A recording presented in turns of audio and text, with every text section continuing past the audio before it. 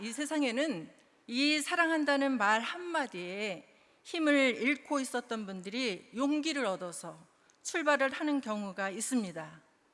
어느 한 분의 이야기인데요. 그는 3년 반이나 자살 충동에 시달려 왔습니다. 게다가 대인 기피증까지 생겨서 고통스러운 나날을 보냈고 또 오랫동안 아버지에 대한 마음과 분노를 품고 살아서 마음의 상처가 참 깊은 분이었습니다. 그 상처를 치유하려고 여기저기 다니며 상담도 했습니다. 그러다가 자기 자신의 이야기를 적극적으로 경청해주고 공감해주는 분을 만났습니다.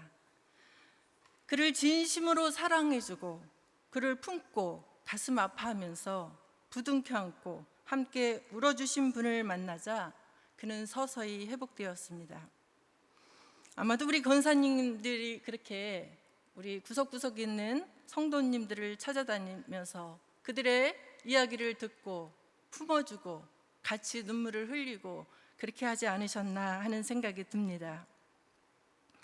오늘의 본문을 보면 부활하신 예수님께서 베드로에게 찾아와 사랑을 고백하는 장면이 나옵니다. 저는 이 말씀을 계속 묵상하다가 마치 갈릴리 바닷가의 결혼식과 같은 그런 느낌을 받았습니다.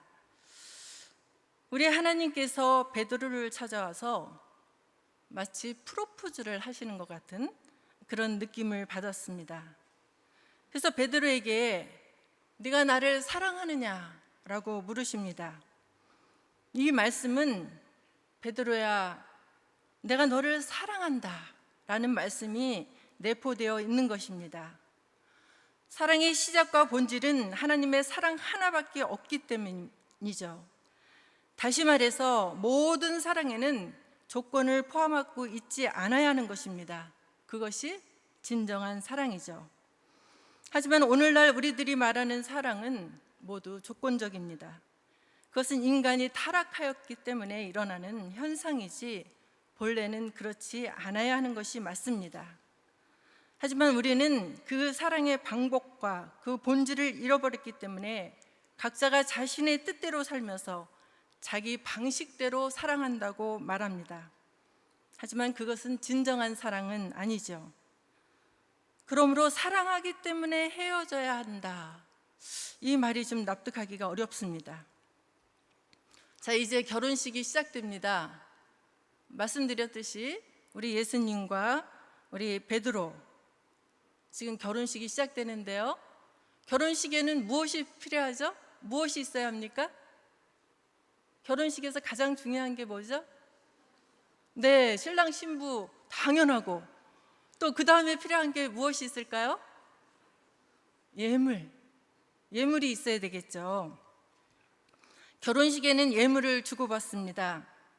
우리 주님의 예물은 이 세상에서는 살 수도 구할 수도 없는 아주 순결한 사랑이십니다. 이 사랑은 누구도 흉내낼 수 없고 이 지구상에는 다시 있을 수 없는 대단한 사랑입니다. 자, 이 반지를 우리 권사님들 한번 껴보시죠. 우리 하나님께서 주시는데 눈에 안 보이니까 다이아몬드가 아니라 우리 주님이 주신 사랑의 반지는 영원히 변하지 않는 그런 사랑의 반지입니다. 주님의 사랑을 받은 사람은 영원히 치료됩니다. 하나님의 사랑은 절망이 없습니다. 하나님의 사랑에는 두려움도 없습니다. 하나님의 사랑에는 좌절이 없습니다. 믿음, 소망, 사랑 이 세 가지는 항상 있을 것인데 그 중에 제일은 하나님의 사랑입니다. 이 사랑의 반지를 오늘 주님께서 베드로 손가락에 끼워줍니다. 정말 멋지지 않으세요? 이 반지 정말 받고 싶지 않으세요? 우리 손가락에도 이 반지가 끼어 있다는 것을 믿으셔야 합니다. 베드로는 3년 동안 그렇게 예수님을 따라다니면서 열심히 배웠고 그래도 예수님의 12제자 중에 수제자로 대접받던 사람입니다. 그러나 그는 자기가 생명의 위협을 느끼자 3번씩이나 예수님을 부인했습니다.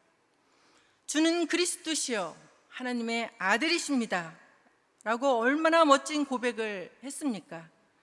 그 고백 외에 교회가 세워졌습니다. 그런 그가 예수님을 부인하고 맹세하고 저주까지 했습니다. 이게 우리 연약한 인간의 모습입니다. 아마도 예수님을 모른다고 부인했던 그 베드로는 자신의 가슴 속에 지울 수 없는 상처로 괴로운 나날을 보내고 있었을지도 모릅니다.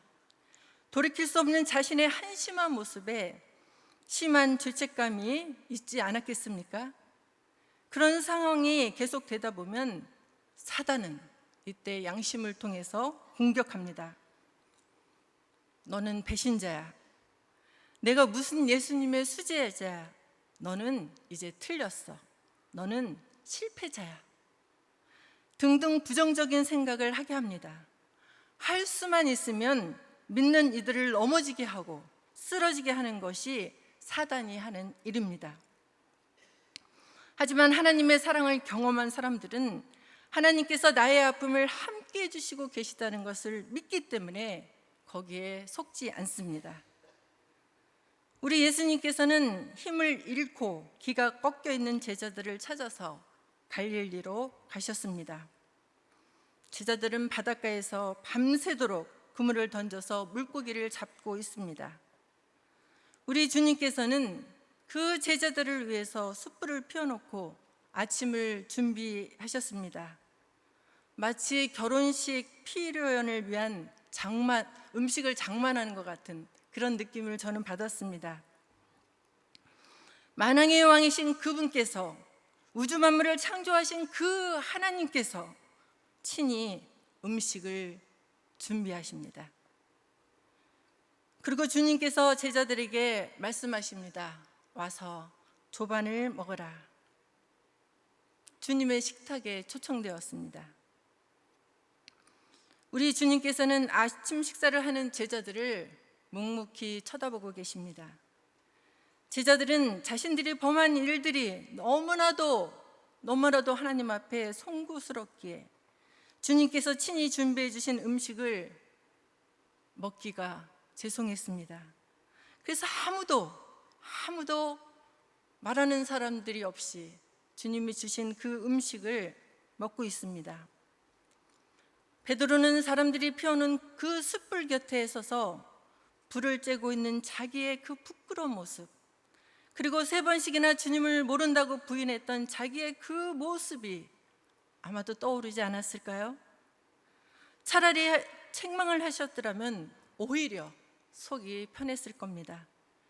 그런데 주님께서는 내가 나를 사랑하느냐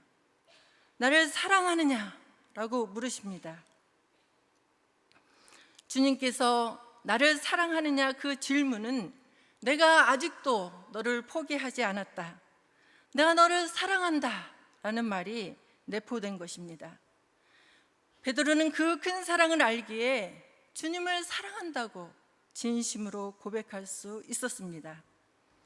만일 주님께서 찾아오시지 않았더라면 베드로는 아마 평생 주님을 배반하였다는 그 부담감을 안고 살았을 것입니다.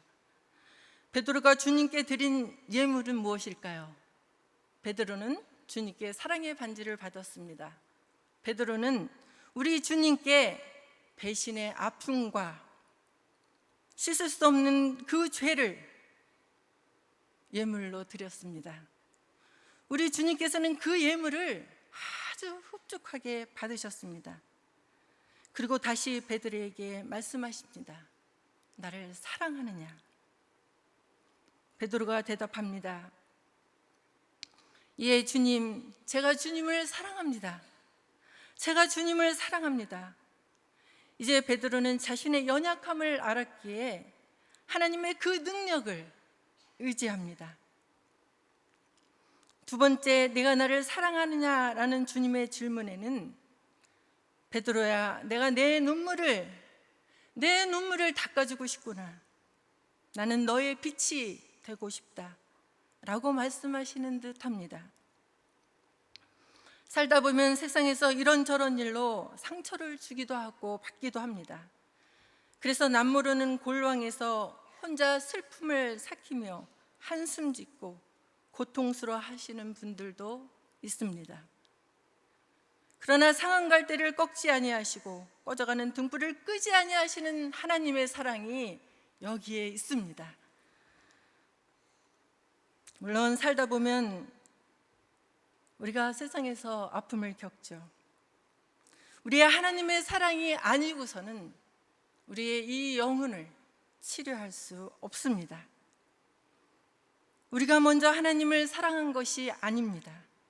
로마서 5장 8절에 보면 우리가 아직 죄인 되었을 때 그리스도께서 우리를 위하여 죽으심으로 하나님께서 우리에 대한 자기의 사랑을 확증하셨느니라 하셨습니다. 우리는 정말 영원히 죽을 수밖에 없는 존재들이었습니다. 그런데 죄 없으신 외아들을 대속의 제물로 주면서까지 우리를 사랑하셔서 죄와 죽음에서 우리를 구원하셨습니다. 그리고 하나님의 자녀가 되는 권세까지도 주셨습니다. 이렇게 놀라운 은혜를 입고 살아온 우리는 주님께 대한 감사를, 보답을, 사랑을 나타내야 되지 않을까요? 찬송가 314장에서는 이렇게 노래합니다. 내 구주 예수를 더욱 사랑, 엎드려 비는 말 들으소서. 내 진정 소원이 내 구주 예수를 더욱 사랑, 더욱 사랑. 제가 노래를 잘하면 이거를 아주 멋지게 이렇게 불러드렸으면 좋았을 텐데 그러지 못해서 이렇게 읽어드렸습니다. 지금까지 사랑하지 못했고 깨닫지도 못했는데 이제부터는 내가 날마다 주님을 더 사랑하겠다는 것입니다. 그 은혜의 주님을 날마다 더욱더 사랑하고 또 사랑한다는 찬양입니다. 다시 세 번째 주님께서 베드로에게 물으십니다. 요한의 아들 시몬아, 내가 나를 사랑하느냐? 이번에는 베드로가 근심하여 이르되 주님 모든 것을 아시오매 내가 주님을 사랑하는 줄을 주님께서 아시나이다. 주님이 세 번째 나를 사랑하느냐라는 그 질문 속에는 베드로야, 베드로야, 내가 너의 생명이 되고 싶구나. 내가 내 안에 들어가도 되겠니? 라는 사랑의 메시지가 들어 있었을 겁니다. 우리 주님은 지금까지 살아온 내 인생에서 나의 반석이 되셨고 나를 철통까지 지켜주시는 요새가 되기도 하셨습니다. 나를 위험과 환난에서 건져내시고 고난이나 위기에서 피할 수 있게 해주셨습니다. 하나님은 세상에 살면서 상처 입은 사람들, 특히 지친 사람들, 비틀거리는 사람들, 죄인들까지 다 그 사랑으로 품어주셨습니다. 우리 주님의 무조건적인 사랑으로 베드로의 그 마음에 응어리진 그 모든 응어리가 풀어지지 않았을까요? 혹시 이 자리에 남들이 알지 못하는 오직 나와 하나님만이 아는 정말 말할 수 없는 남에게는 내놓을 수 없는 그 아픔들이 있지 않으십니까? 주님께서 주님의 사랑으로 그 응어리를 다 풀어주기를 원하십니다. 찬송가 299장에서는 이렇게 노래합니다. 1절 하나님 사랑은 온전한 참사랑 내 맘에 부어주시사 충만케 하소서. 3절 그 사랑 앞에는 풍파도 그치며 어두운 밤도 환하니 그 힘이 크도다. 우리 주님의 사랑은 우리의 모든 인생의 풍파를 그치게 하는 사랑입니다. 우리 주님의 사랑은 모든 어두운 밤도 환하게 해주실 수 있는 사랑입니다. 그 사랑으로 오늘 이 밤에 우리를 초청해 주시고 만져주시고 치유해 주십니다. 이제는 내가 주님을 사랑할 차례입니다. 우리 하나님 앞에서도 우리의 하나님만의 그 은혜만 받아오다가 이제 깨달아 보니 나 무엇 주님께 바칠까? 나 무엇 주님께 바칠까? 라고 고백하는 것입니다. 이 고백 위에 우리 헌신의 꽃을 가득가득 피우시기를 축복합니다. 우리가 헌신의 꽃을 피우기 위해서는 주님의 사랑 없이 우리의 힘만 가지고는 어렵습니다. 가다 보면 마치 바람 빠진 타이어처럼 힘을 잃어서 멀리 가지 못합니다. 그렇기 때문에 우리는 늘 하나님의 사랑을 공급받아야 합니다. 하나님의 사랑을 어떻게 공급받을까요? 그것은 강단에서 내려지는 주옥 같은 말씀으로, 사랑의 대화인 기도로, 그리고 주님의 일에 동참함으로 공급받습니다. 자, 보십시오. 우리 주님은 베드로가 사랑한다고 고백하는 그 베드로 위에 이렇게 말씀하십니다. 내 어린 양을 먹이라. 내 양을 치라. 내 양을 먹이라. 내 어린 양은 가장 작고 이제 태어난 양을 의미합니다. 우리 교회 안에는 오랫동안 신앙생활 해오신 분들도 있지만 신앙생활을 하신 지 얼마 되지 않으신 분들도 많습니다. 그런 분들의 신앙에 많은 영향을 주는 분들은 기존 성도님들의 신앙생활을 하는 모습입니다. 먼저 믿은 분들이 진실되게 하나님을 섬기지 않으면 아, 저렇게 하는 거구나 라고 따라갑니다. 닮아갑니다. 두 번째, 내 양을 치라.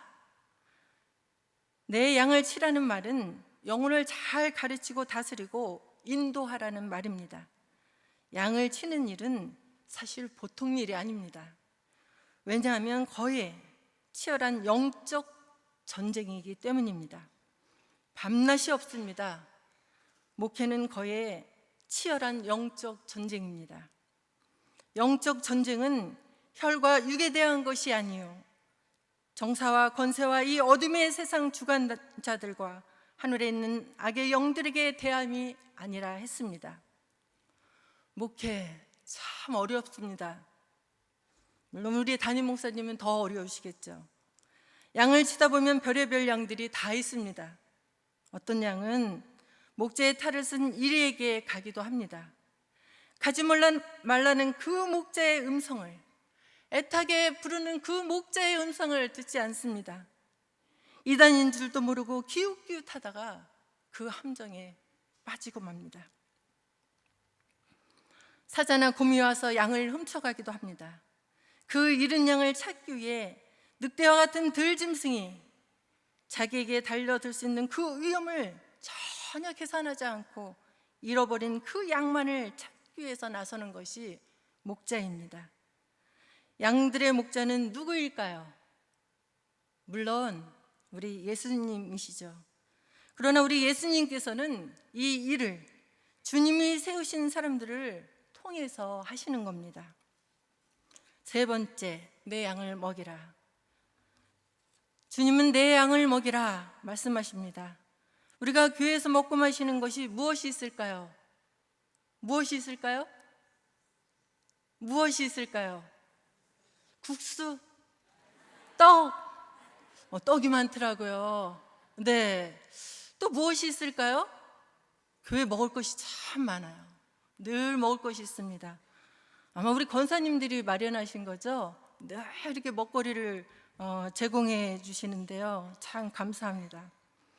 그런데 예수님께서는 나는 하늘로부터 온 산떡이다. 내 피를 마시고 내 살을 먹어야 너희 속에 생명이 있고 영생이 있다 말씀하십니다.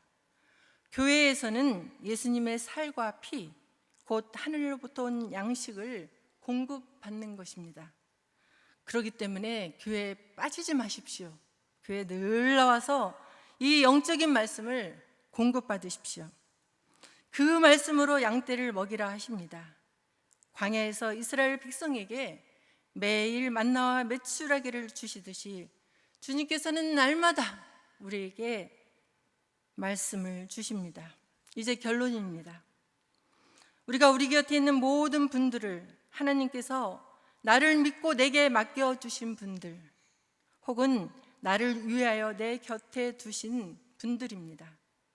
내 곁에 있는 분들이 설령 마음에 들지 않더라도 그가 내 곁에 있는 그분은 하나님께서 나의 생명을 더 크고 강하게 갖고 주시기 위해서 만나게 하신 것입니다. 그렇게 내 양을 먹이라는 것은 다른 사람을 위하기 이전에 바로 나 자신을 바른 사람 만들어 주시려는 하나님의 은총이요 사랑입니다. 그리스도 안에서의 사랑은 우리 사이에 있는 벽은 자꾸 허물어내고 서로에게 다가갈 수 있도록 다리를 놓는 의지적인 노력이 필요합니다. 하나님의 양을 먹인다는 것은 누군가의 생명을 풍성하게 하는 사람이 되는 것 아니겠습니까?